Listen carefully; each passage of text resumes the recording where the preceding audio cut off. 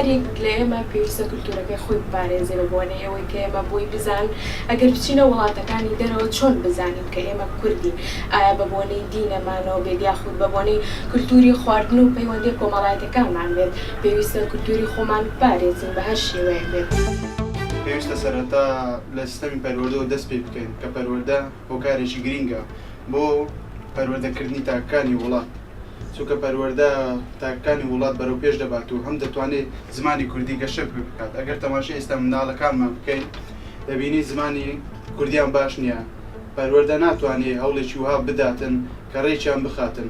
لەبەرەوەی زیاتر سیستەمی پەروەردە لە دوای پارە دەگەڕێتن کەرتەکانی پەروەردە زیاتر بوویتە کەرتێکی تایبەت. لەبەر ئەوەیە پێویستە یعنی حکومەت بەخۆیدا بچێتەوە هەم لە سیستەمی پەروەردە هەم لە ڕاگەیاندن هەم لە پێویستە کەسانی پسپۆڕ و شارەزە مامۆستایانی بە ئەزمون و بێنتن چۆن زمانی کوردی بەرەو پێش باتن چۆن شاعیرەکان بێنتەوە کە کار لەسەر زمانی کوردی بکات. بە زمانی کوردی پیرۆزترین زمانە لە هەموو زمانەکانی تر ئەوانەی یەک ڕزەمێ ئەوانەیە کە لە سوی دەژین یان لە دەروی کوردستان دەژین قەتەوە نەکەن زمانی کوردیتان لەبیر چێتن چکە زمانی کوردی خۆمان پیرۆزترین شتە لە لای من.